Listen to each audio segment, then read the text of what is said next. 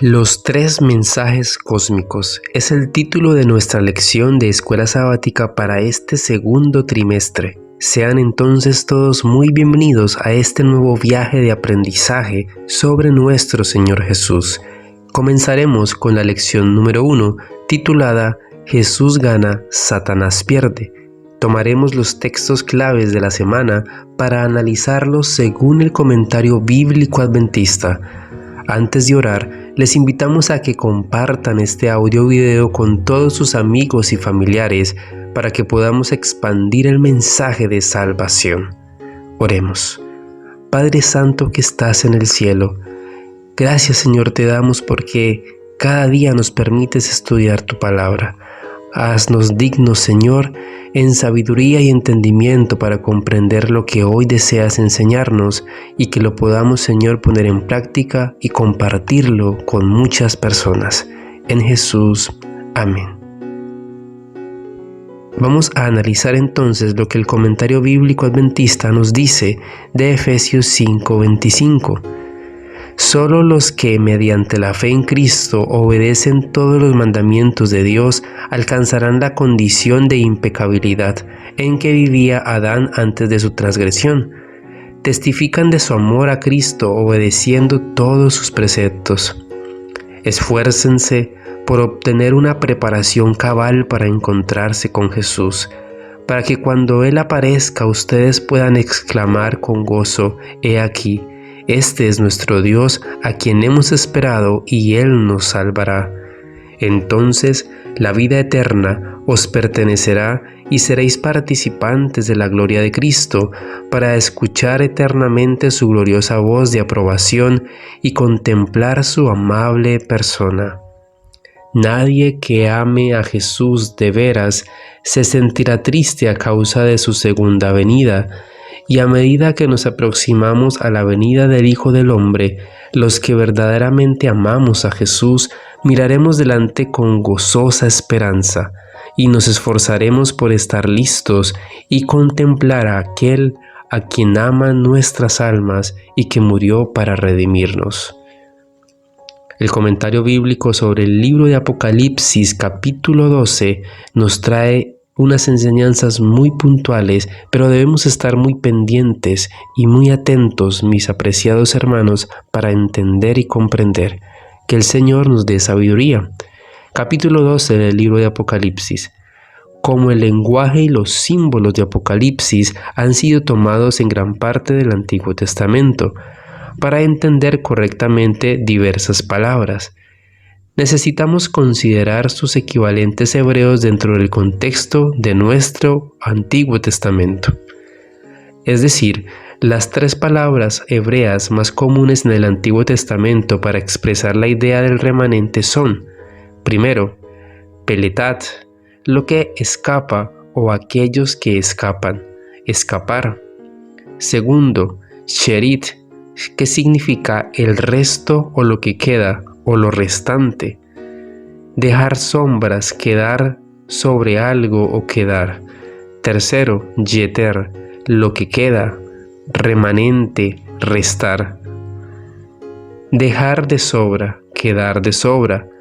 Los ejemplos del uso de estas palabras con referencia al pueblo escogido de Dios o el remanente pueden ser clasificados de la siguiente manera.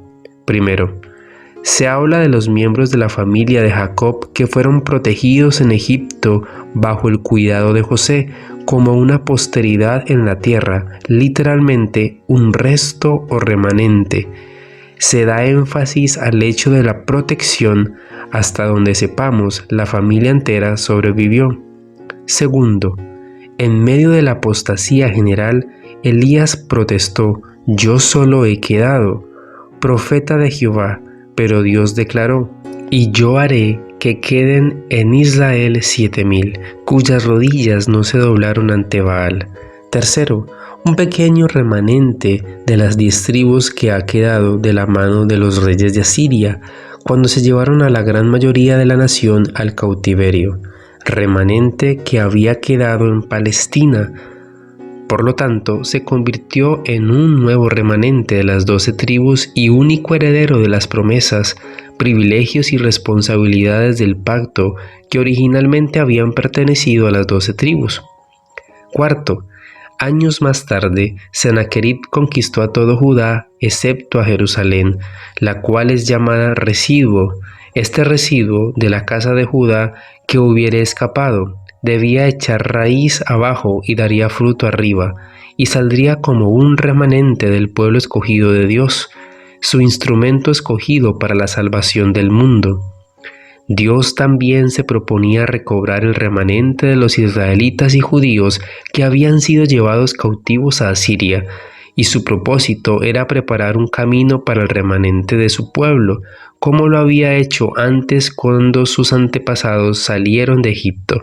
Quinto, cuando el rey de Babilonia invadió Palestina un siglo más tarde, él también llevaba un remanente que escaparía, es decir, que sobreviviría a la espada, la pestilencia y el hambre que acompañaron al sitio de Jerusalén. Pero Jeremías previno que aún una parte de ese resto de Jerusalén que Dios deseaba que quedara en esa tierra serían más tarde llevados a todos los reinos de la tierra. La mayor parte de este resto huyó a Egipto, pero Jeremías previno que del resto de los de Judá que entraron en la tierra de Egipto para habitar allí, no habrá quien escape, ni quien quede vivo para volver a la tierra de Judá. Sexto, el Señor prometió dejar un resto de los que fueron llevados cautivos por Nabucodonosor que escaparían de la espada y se acordarían de Dios en la tierra de su cautiverio. Un remanente de los que estaban cautivos finalmente escaparía de esta tierra. Nehemías habla de los repatriados como de judíos que habían escapado. El remanente. Quedaron entonces para servir. A este remanente Dios encomendó todas las responsabilidades y promesas del pacto, pero les advirtió que si quebrantaban de nuevo los mandamientos de Dios, Él los consumiría hasta que no quedara remanente ni quien escapara. Una descripción del remanente basada en estos y otros pasajes del Antiguo Testamento identifica al mencionado grupo como compuesto de israelitas que sobrevivieron a las calamidades como guerra, cautiverio, pestilencia y hambre, pero que fueron salvados por misericordia para seguir siendo el pueblo escogido de Dios. Este resto o remanente a menudo era lo que había quedado, unos pocos de muchos. Cuando se acordaron del Dios verdadero y se volvieron a Él, renunciaron a la autoridad de los falsos sistemas de religión y dejaron de cometer iniquidad. Por su lealtad a los mandamientos de Dios, fueron llamados santos y registrados entre los vivientes de Jerusalén. Al aceptar de nuevo los privilegios y las responsabilidades del pacto eterno, echaron raíces abajo y dieron frutos arriba, y declararon la gloria divina entre los gentiles. Por lo tanto, el remanente de los tiempos del Antiguo Testamento está compuesto de generaciones sucesivas de israelitas, el pueblo escogido de Dios. Vez tras vez la mayoría apostató, pero siempre quedaba un remanente fiel que llegó a ser heredero exclusivo de las sagradas promesas, responsabilidades y privilegios del pacto originalmente hecho con Abraham y confirmado en el Sinaí. Este remanente fue el grupo formalmente designado al cual Dios se proponía enviar al Mesías y a través del cual deseaba evangelizar a los paganos. No consistía de individuos esparcidos, no importa cuán fieles fueran, sino que era una entidad colectiva, la organización visible de Dios, divinamente comisionada en la tierra.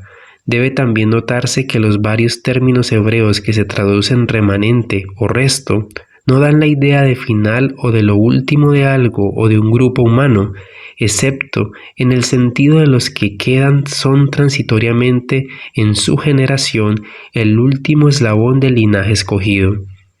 Desde los días de Abraham siempre ha habido un remanente conforme a la gracia de Dios. Dios advirtió a los que regresaron del cautiverio babilónico que no habría un remanente ni quien escapara si de nuevo le eran desleales. Por eso, cuando los judíos rechazaron al Mesías, y renunciaron a su participación en el pacto, el reino de Dios les fue quitado a los judíos como pueblo y dado a gente que produjera los frutos de él. Esto significó la cancelación permanente e irrevocable de su posición especial delante de Dios como nación y la transferencia de los privilegios y promesas, responsabilidades de la redacción del pacto a la Iglesia cristiana. En Romanos 9:27, Pablo declara que si fuere el número de los hijos de Israel como la arena del mar, tan solo el remanente será salvo. Aplica el término remanente de Isaías 10:22 a los judíos de su tiempo que individualmente habían aceptado a Cristo como el Mesías, pero también derecho a este título como miembros de la Iglesia cristiana y no como judíos. En Romanos 11:5 habla de ellos como de remanente, escogido por gracia. En los capítulos 9 al 11, Pablo presenta a la Iglesia cristiana como heredera de las promesas, los privilegios y las responsabilidades del pacto eterno. La Iglesia es, pues, la sucesora del judaísmo, divinamente comisionada como depositaria de la voluntad revelada de Dios, como la representante colectiva de los propósitos divinos en la tierra y como el instructor escogido del Señor para la proclamación del Evangelio, para la salvación de los hombres. La Iglesia experimentó la gran apostasía papal unos pocos siglos después de Cristo. Durante unos 1200 años el poder papal suprimió y esparció total o parcialmente a los verdaderos representantes de Dios. Pero por medio de la reforma del siglo XVI, Dios se propuso sacar un remanente, esta vez de la Babilonia simbólica. Varios grupos protestantes sirvieron como precursores de la verdad, divinamente instituidos para restaurar punto por punto el glorioso evangelio de la salvación, pero grupo tras grupo se satisfizo con su concepto parcial de verdad y no avanzaron a medida que aumentaba la luz de la palabra de Dios. Cuando un grupo se negaba a avanzar más, Dios levantaba a otro grupo con su instrumento escogido para la proclamación de la verdad. Cuando finalmente terminaron los 1260 años de la supremacía papal y llegó el tiempo del fin, el tiempo cuando el último mensaje del cielo debía ser proclamado al mundo, Dios levantó otro resto o remanente, el que se menciona en Apocalipsis 12:17. Este es el remanente del dilatado y digno linaje del pueblo escogido de Dios, que ha sobrevivido a los fieros ataques del dragón durante el transcurso de la historia, y más específicamente a través de la oscuridad, la persecución y el error del tiempo y tiempos y la mitad de un tiempo, o sea, los 1260 días de los versículos 6 al 14. Es el último remanente de Dios porque es el heraldo designado para pregonar su última exhortación al mundo para que acepte el don gratuito de la salvación. Los adventistas del séptimo día han proclamado desde el comienzo y sin temor los 3 mensajes del capítulo 14, 6 al 12, como la última invitación de Dios a los pecadores para que acepten a Cristo. Han creído humildemente que su movimiento es el que aquí se designa resto o remanente. Ningún otro grupo religioso está proclamando este mensaje múltiple, ni ningún otro cumple con las especificaciones presentadas en el capítulo 12, 17.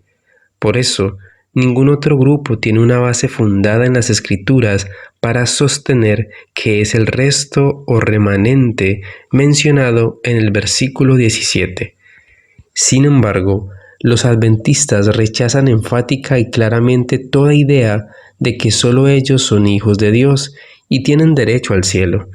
Creen que todos los que adoran a Dios con completa sinceridad, es decir, en armonía con toda la voluntad revelada de Dios que ellos entienden, son miembros en potencia de este grupo final, resto o remanente, mencionado en el capítulo 12, versículo 17.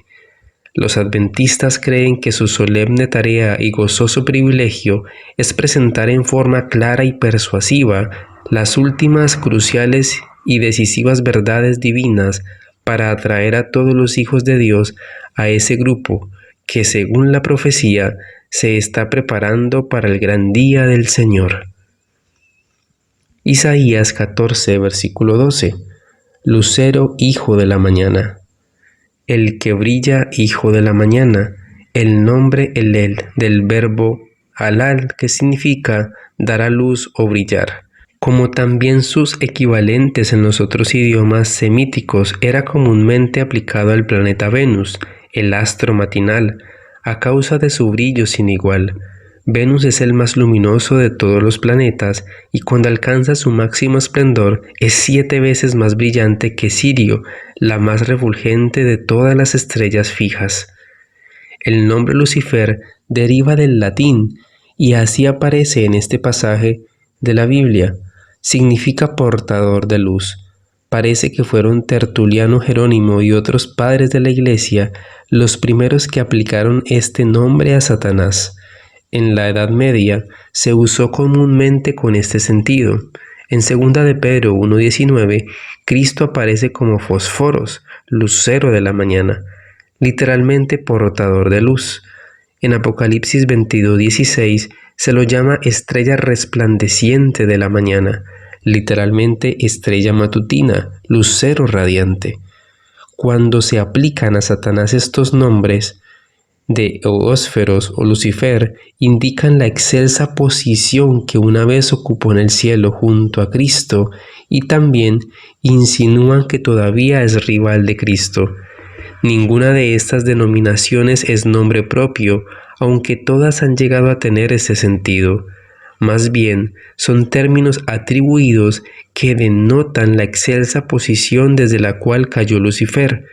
Esta descripción se aplica a Satanás antes de su caída, cuando después de Cristo era el ser más poderoso del cielo y ejercía autoridad sobre toda la hueste angelical. Se ofrece una descripción más amplia en Ezequiel 28, 12 al 19. Versículo 13. Junto a las estrellas. El deseo de exaltarse a sí mismo ocasionó la caída de Lucifer. Antes de su caída era el más hermoso y más sabio de todos los ángeles celestiales. Se enorgullecía sobremanera por el honor que Dios le había conferido, pero aún procuraba mayor gloria para sí. Monte del testimonio o monte de la asamblea. Compárese con la expresión monte de Dios en el pasaje paralelo de Ezequiel 28, 16.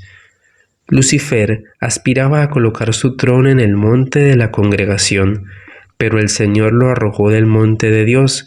El rey de Babilonia era pagano y en la mitología pagana los dioses se congregaban en algún alto monte, donde decidían los asuntos de la tierra. El rey de Babilonia intentaría usurpar el control de los dioses, es decir, tener la autoridad suprema sobre los asuntos terrenales.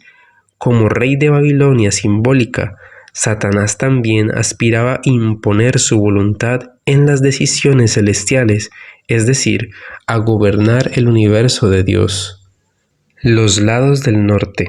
En el Salmo 48:2 se declara que el monte de Sión está en los lados del norte, es decir, al norte de la parte principal de la ciudad. Se suponía que es el más importante de los antiguos dioses de Babilonia, Anu. Tenía su trono en el tercer cielo. Su constelación estaba situada entre las estrellas polares, alrededor de las cuales todas las demás parecían girar.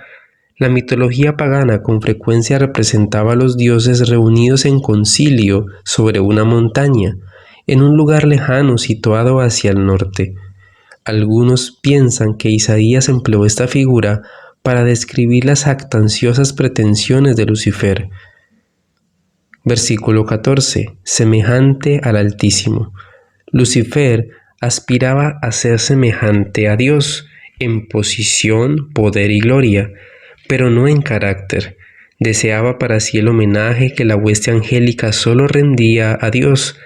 Aunque no era más que un ser creado, pretendía recibir el honor que solo debe darse al Creador, en vez de procurar que Dios fuera supremo en el afecto de las huestes angélicas. buscó para sí mismo el primer lugar en el afecto de los ángeles. Apocalipsis 13:14. Engaña. Jesús amonestó respecto a falsos cristos y falsos profetas, que se levantarán y harán grandes señales y prodigios, de tal manera que engañarán, si fuere posible, aún a los escogidos. Pablo declaró que el anticristo obraría en los últimos días, con gran poder y señales prodigiosas, mentirosas, y con todo engaño de iniquidad. Como una preparación previa para el Armagedón, los espíritus de demonios que hacen señales irán a los reyes de la tierra en todo el mundo. El mundo actual por lo general no cree en milagros. Lo que ciertos grupos afirman que son milagros, los escépticos lo atribuyen a circunstancias casuales, predestinación o fraude. Los fenómenos físicos no tienen lugar en su esquema para lo que es sobrenatural. Satanás se alegra de que haya una incredulidad, pues así conviene a su propósito de engaño. El capítulo 13 revela que cuando llegue el tiempo apropiado, Satanás empleará su poder sobrenatural de una manera especial para engañar. Lo que se predice aquí no es una simple impostura. Los hombres incapaces de explicar los milagros de Satanás los atribuirán al poder de Dios. Todo el mundo caerá en el engaño. Una marca, impresión, sello o marca evidentemente es algún distintivo de lealtad a la bestia, algo característico que indica que el que lleva esa marca adora a la primera bestia, cuya herida mortal fue curada. Los intérpretes adventistas entienden que esa marca no es un distintivo literal concreto, sino una señal de homenaje que identifica al portador como leal al poder, representado por la bestia. La lucha en ese tiempo tendrá como centro la ley de Dios, específicamente el cuarto mandamiento. Por lo tanto, la observancia del domingo constituirá una señal, pero esto será solo cuando resurja el poder de la bestia y la observancia del domingo, cuando se imponga como una ley civil que debe cumplirse. Los adventistas sostienen que el mensaje del tercer ángel amonestará simultáneamente contra la recepción de esa marca. Este mensaje, que llegará a ser un fuerte clamor, iluminará a los hombres en cuanto a los principios en pugna. Cuando los hombres, a pesar de tener claramente delante de sí las consecuencias implicadas, elijan apoyar la institución de la bestia, sabiendo que está directamente en oposición con el cuarto mandamiento de la ley de Dios, estarán rindiendo su homenaje al poder de la bestia y entonces recibirán su marca. La mano derecha, la frente. Esta marca en la mano o en la frente indica que están afectadas las acciones y los pensamientos de quienes reciben la señal. También puede referirse a dos clases de personas: los que se someten a los decretos de la bestia solo por conveniencia y los que lo hacen por convicción personal. Tenemos entonces un compasivo sanador, y Jesús, saliendo, vio una gran multitud y tuvo compasión de ellos, y sanó a los que ellos estaban enfermos. Jesús, precioso Salvador, nunca parecía cansarse de las impertinencias de las almas, enfermas de pecado y los enfermos de toda suerte de dolencias. Y salió Jesús y vio una gran multitud y tuvo compasión de ellos. Esto significa mucho para los dolientes. Él identificó sus intereses con los de ellos, compartió sus cargas, sintió sus temores, tenía un anhelante compasión que era dolor para el corazón de Cristo. ¡Oh, qué amor incomparable! Se volvió uno con nosotros para poder participar con la humanidad en todas las vicisitudes. Redención, o cuanto implica esta palabra. Todos los que consientan en ser redimidos son elevados y santificados, redimidos por Jesucristo de toda vulgaridad y mundanalidad, y se los capacita para cooperar con Dios en la gran obra de la salvación. Jesús aceptó a la humanidad y reveló en su propia vida y carácter lo que el hombre puede ser, aun cuando en la providencia de Dios se ha colocado en las más pobres circunstancias de la vida. No tenía ni un centavo para pagar el tributo demandado y obró un milagro para obtener esa pequeña suma.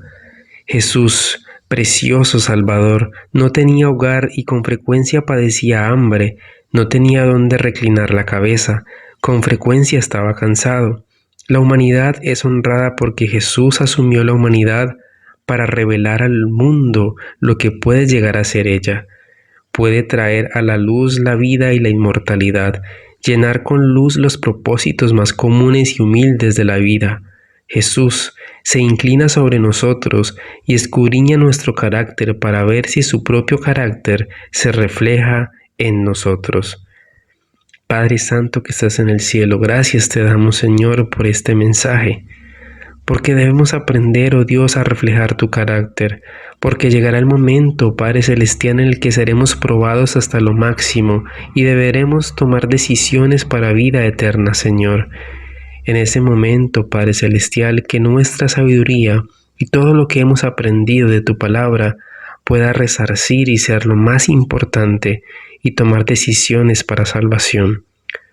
Bendice a cada una de las personas que ha escuchado este mensaje, que podamos, Señor, ser transformados, que podamos compartir tu palabra y que podamos, Señor, algún día estar contigo en el reino de los cielos, alabando y glorificando tu santo nombre.